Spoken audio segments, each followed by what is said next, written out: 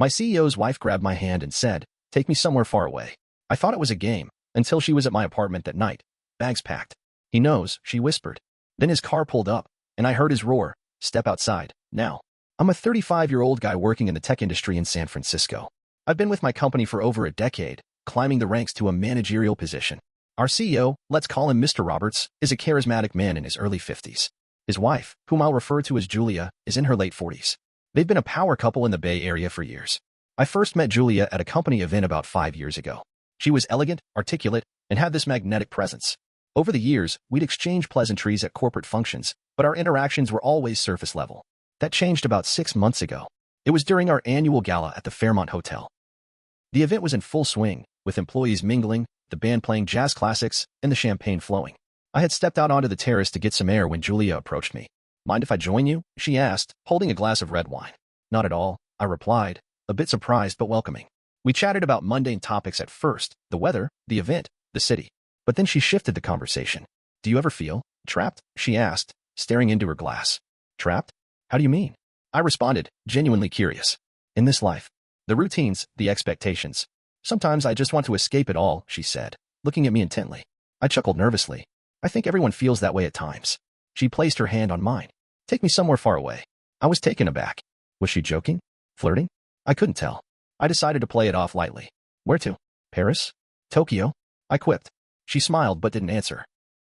After a moment, she said, "I should get back. See you around." The encounter left me puzzled, but I brushed it off as harmless banter. Fast forward to last Friday.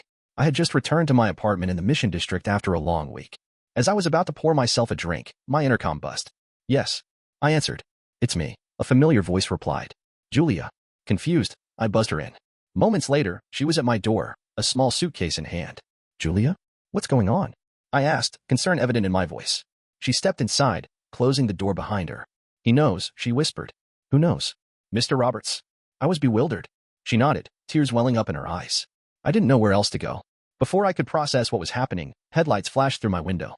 I peeked outside to see Mr. Roberts' black Mercedes pull up. My heart raced. "Julia, what's happening?"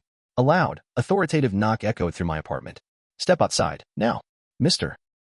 Roberts' voice boomed. Panic set in. I wasn't involved with Julia, but how could I explain this situation? "Stay here," I told Julia, moving towards the door. I opened it to find Mr. Roberts, face flushed with anger. "Where is she?" he demanded. "Mr. Roberts, I think there's a misunderstanding," I began. He pushed past me, spotting Julia. "So it's true," he spat. "Nothing's going on." I protested. "She just showed up here." Julia spoke up. "I left because I can't live like this anymore." Mr. Roberts turned to her, his expression a mix of hurt and fury. "After everything?" She stood her ground. "I need freedom. I'm suffocating." He looked between us, then back at her. "You're making a mistake." With that, he stormed out, leaving Julia and me in a tense silence. I turned to her. "Julia, what the hell is going on?" She sighed, tears streaming down her face. "I felt trapped for years. I thought I could handle it, but I can't. I need to find myself again." I ran a hand through my hair, exhaling deeply. "You can't just show up here like this. Your husband thinks we're having an affair." "I'm sorry," she whispered. I didn't know where else to go. I felt a mix of sympathy and frustration. "You can stay tonight, but tomorrow we need to figure this out." That night was restless. Julia took the bed while I crashed on the couch. My mind raced with potential repercussions. Would I lose my job? My reputation? The next morning, Julia made coffee as I sat at the kitchen table. "I'll book a hotel," she said softly. "I shouldn't have put you in this position." I nodded, appreciating the gesture. "What's your plan?" She shrugged. "I don't know. I just know I can't go back." I hesitated before speaking. "Maybe you should talk to someone, a counselor or therapist." She gave a weak smile. "Maybe." After she left, I expected fallout at work, but surprisingly, nothing happened. Mr. Roberts acted as if nothing had occurred. Julia's absence was explained as a personal retreat. To this day, I don't know the full story between them. Julia reached out once, thanking me for my kindness and apologizing again for the intrusion. I haven't heard from her since. This experience left me questioning the facades people maintain and the hidden struggles they endure. It's a reminder that we never truly know what's happening behind closed doors. 2 weeks passed. No word from Julia. No word from Mr. Roberts either. It was like nothing had happened. At work, he smiled like always, gave his usual speeches, even called me into his office once to talk about a new project. Not a hint that he'd stood at my door yelling like a man possessed. That silence made everything worse. It kept me on edge. Every email notification made my stomach drop. I couldn't sleep. I kept replaying that night in my head, wondering what I'd missed. Why was Julia really there? What did he knows even mean? Then it happened. I came home from work late, like usual, and there was a letter taped to my door. No return address. Just my name in big, shaky handwriting. I looked around the hallway. Empty. I brought it inside, tore it open. It wasn't long. I was wrong to bring you into this. I thought I could handle it. I can't. He's watching me. He's watching you too. Be careful. Don't trust him. That was it. No name. But I knew it was Julia. I didn't sleep that night. The next morning, I left early and took a long walk to work. I kept looking over my shoulder. Paranoid? Probably. But the note felt real. It felt urgent. And I couldn't shake the feeling that something bigger was going on. Later that week, I started noticing things. A black SUV parked across from my building. Not every day, just often enough. Once I saw it again 2 blocks from the office. Same tinted windows, same scratch near the back bumper. Coincidence? Maybe, but it didn't feel like it. I tried to ignore it. But then Julia showed up again. I was leaving a late meeting. It was dark. Most of the floor was empty. As I walked down the hallway, I saw someone standing by the elevator. She turned when she heard my footsteps. Julia. She looked thinner. Eyes hollow. Hair pulled back in a messy knot. Not the same woman I'd met at the gala. Don't say anything, she whispered, grabbing my arm and pulling me into a supply closet nearby. My heart was pounding. What are you doing here? I hissed. You can't be here. He's not who you think he is, she said, eyes darting. He's dangerous. I don't understand. I think he's done something. I think he's hurt someone. Maybe more than one. I froze. What are you talking about? I asked. I found files, emails, photos, things he's been hiding. He's keeping tabs on people, employees, clients, me, you. I didn't know what to say. She continued. There's one file with your name on it. Your address, your schedule. It was open on his desktop. I saw it when he left his office unlocked. My mouth went dry. Why would he be watching me? Because I ran to you. Because he thinks there's something between us. Because he doesn't trust anyone. We stood there in silence. The hum of the building buzzed around us. My thoughts were racing. Was she telling the truth? Was this paranoia? Or was I suddenly part of something I didn't understand? I need your help, she whispered. With what? I'm going to expose him. But I need someone who's seen what he's capable of. Someone who knows I'm not making this up. I haven't seen anything, Julia. But you felt it, didn't you? That night. His rage. His control. I nodded slowly. I had. She looked at me like she was searching for something in my face. Will you help me? Before I could answer, we heard footsteps. She slipped out the door and disappeared down the hallway. I waited a few minutes before stepping out. The building was quiet again. No one in sight. But something had changed. I wasn't just a bystander anymore. And whatever this was, I was in it now. I'll update if anything else happens. But I'm starting to think Julia is not the one I should be afraid of. A few days passed. I didn't hear from Julia again. But I couldn't stop thinking about what she said. The file. The surveillance. The danger. I kept checking my surroundings, watching for the black SUV. Nothing. It was like she'd never been there. I told myself maybe she imagined it all. Maybe stress had pushed her over the edge. But deep down, I knew she wasn't lying.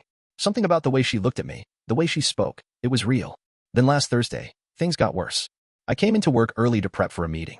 I passed the security desk like usual, waved at Mark, the guard. But this time, Mark didn't smile. He just gave me a strange look. I brushed it off and headed up. About 10 minutes later, I got called to HR. Now, I've worked at this place for over 10 years. I've never been in trouble. Never had a complaint filed. I was confused. I walked into the HR office and found the director sitting with a legal rep. They asked me to sit. Then came the bombshell. We've received some serious concerns about your conduct, involving Mrs. Roberts. I blinked. What? We have a report that you've been in communication with her outside of work. Unapproved visits. Possible harassment. My heart dropped.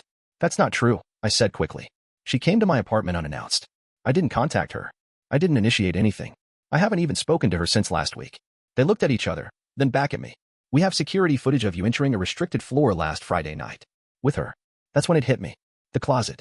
The hallway cameras. I didn't invite her. She grabbed my arm and pulled me in. Regardless, the HR director said, this puts the company at risk. Until we complete our investigation, you're being placed on administrative leave. I was stunned. Fired without being fired. Sent home with nothing but suspicion hanging over me. As I walked out, I passed by the lobby again. This time, Mark wouldn't even look at me. When I got back to my apartment, there was a man standing outside my door. Not just any man. He looked like security. Black jacket. Bluetooth earpiece. Dark shades, even though it was cloudy. Can I help you? I asked. No, he said simply, and walked off down the hall. I don't know how he got in. My building is secured. That night, I tried calling Julia. No answer. I tried her number again the next day, disconnected. No trace of her on social media. Nothing. It was like she'd disappeared. I thought about walking away, forgetting all of it. But I couldn't. Something didn't sit right. So I made a choice. I went back to the office. Not inside. I stood across the street. I watched for hours. That same black SUV rolled up around 3 p.m. Parked. Waited. 20 minutes later, Mr. Roberts walked out with someone I didn't recognize. A tall woman, maybe mid-30s, expensive suit. They got in the SUV and left. I followed. I'm not proud of it, but I had to know where he was going. I stayed a few cars behind, took side streets when I could. They drove into the hills near Marin, into one of those gated private roads. I couldn't go any further, but I made a note of the street. That night, I did some digging. I found property records. The place wasn't under Mr. Roberts' name. It belonged to a Redwood Financial Holdings LLC. Sounded fake. I looked it up, shell company. Registered in Delaware. No public names. But the property? Worth $12.6 million. Here's the part that got me. Another property linked to the same shell company was a small office building near South San Francisco. I went there the next day. The place looked abandoned. Dusty windows, no signs, just a security camera above the door. I walked around back and saw a loading dock with newer tire marks. Something was going on here. I took photos. Notes. License plates. And that's when I heard footsteps behind me. You shouldn't be here. I turned. Same guy from my hallway. Earpiece. Jacket. Sunglasses. This is private property, he said. I started, but he raised a hand. Walk away. Now. Or this gets worse. I backed off. Got in my car. Drove straight home. I don't know what Julia got involved in, but it's bigger than I thought. It's not just cheating or a bad marriage. Something is hidden. Something deep. And now they think I'm part of it. I don't have solid proof yet. Just pieces. Shadows. But I know this. If something happens to me, it wasn't an accident. I'll post more when I can. I didn't sleep for 2 nights straight after that encounter behind the warehouse. Every sound outside my window made me jump. I locked every door twice, unplugged smart devices, covered my laptop's webcam. Paranoia wasn't a word anymore. It was my entire world. Then Saturday morning, my phone buzzed. Unknown number. I let it go to voicemail. 30 seconds later, another call. Same number. I picked up. Meet me at 7 p.m. at the old ferry terminal. Julia said. Don't bring your car. Don't talk to anyone. Just come. Please. The line went dead. I showed up just before 7. Fog was rolling in from the bay, curling around the docks like ghost fingers. It was quiet, abandoned, save for the sound of waves slapping wood. Julia stood near the edge, hood up, arms crossed. She looked tired. Not just physically. Her soul looked tired. You came, she said without turning. I almost didn't, I replied. You were followed? She asked. I don't think so. She exhaled, then handed me a USB drive. Everything's on here. Emails, financials, video clips. He's been laundering money through the company, using fake shell companies to stash it. That's what the office was. A front. Why are you telling me this? I asked. Because I'm leaving tonight. I have to. If I stay, he'll kill me. My chest tightened. Julia, I made copies, she interrupted. One is going to a reporter in the morning. The other is yours, in case something happens. Then headlights lit up the dock. A sleek black car rolled slowly toward us. Too late, she whispered. He found us. Mr. Roberts stepped out. He wasn't dressed like a CEO. No suit. Just a dark windbreaker, gloves, and a blank stare. You always had a problem with boundaries, Julia, he said calmly. Then he looked at me. And you. You should have walked away. I stepped forward. Whatever this is, whatever you've done, there's proof. We'll go to the police. He laughed. Not a chuckle. A hard, bitter laugh. You think I don't own them too? He pulled out a pistol. Just like that. No threats. No posturing. Give me the drive, he said. Julia stepped in front of me. No. It's done. You lose. I could see his hand tighten. Then another car screeched into the lot. 2 men jumped out, suits, badges flashing. Put it down, Roberts. It was the feds. Julia looked back at me. I sent them a copy yesterday. Roberts looked stunned, just for a second. Then he dropped the gun and raised his hands. They cuffed him and read his rights. He didn't struggle. He just stared at Julia like he could burn her with his eyes. As they shoved him into the back of the car, he muttered, "This isn't over." The ferry dock was silent again. Julia turned to me, tears running down her cheeks. "I never wanted this," she said. "I just wanted out. I thought if I played along, I'd be safe. But I was just another pawn." "What happens now?" I asked. "I go into protection for a while. New name, new life." I nodded, heart aching. "And me?"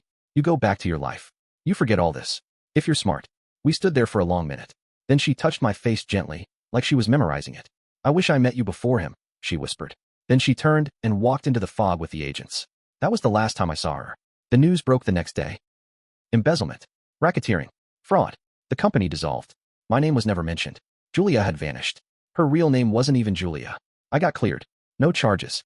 No job, either. But I wasn't angry. What I felt most was sad. For her. For me. For the man I thought Mr. Roberts was. People talk. Some coworkers thought I was involved. Others said I was a hero. Neither felt right. Mark, the lobby guard, found me weeks later in a coffee shop. He sat down across from me. No warning. "She used to bring me muffins," he said. "Every Friday. Before things got weird. She wasn't the villain they made her out to be." I nodded. She wasn't. Now I work freelance. Fewer meetings, less money, more peace. I still look over my shoulder sometimes. Old habits. I've learned not all prisons have bars. Some are penthouses with ocean views and perfect Instagram photos. And sometimes, breaking free comes with scars you never expected.